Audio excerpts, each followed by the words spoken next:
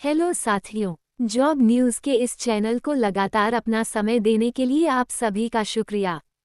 हमारा लगातार प्रयास रहेगा कि उत्तराखंड के बेरोजगार युवाओं को उनके घर के आसपास ही उपलब्ध नौकरियों के बारे में बताया जा सके।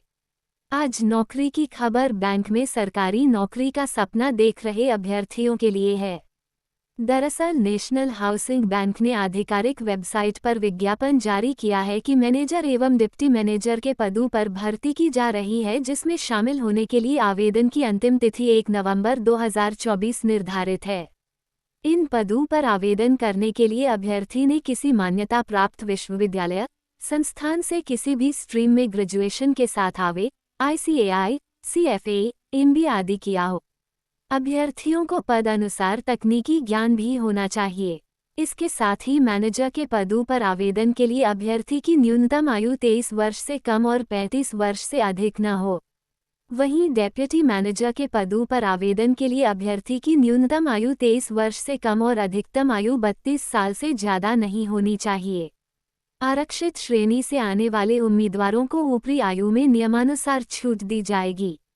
बताया गया है कि पदानुसार विस्तृत जानकारी के लिए अभ्यर्थी एक बार नोटिफिकेशन का अवलोकन अवश्य कर लें।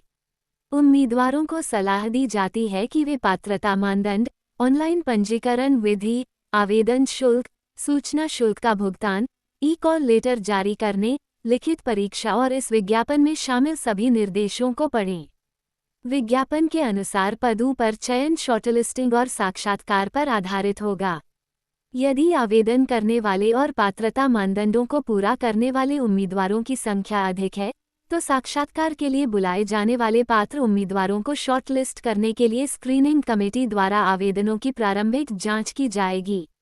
प्रबंधक और डिप्टी मैनेजर के पद के लिए यदि बैंक को अधिक संख्या में आवेदन प्राप्त होते हैं, तो बैंक योग्यता परीक्षा के रूप में उम्मीदवारों की ऑनलाइन परीक्षा आयोजित करेगा और कट ऑफ पास करने वाले उम्मीदवारों को साक्षात्कार के लिए बुलाया जाएगा।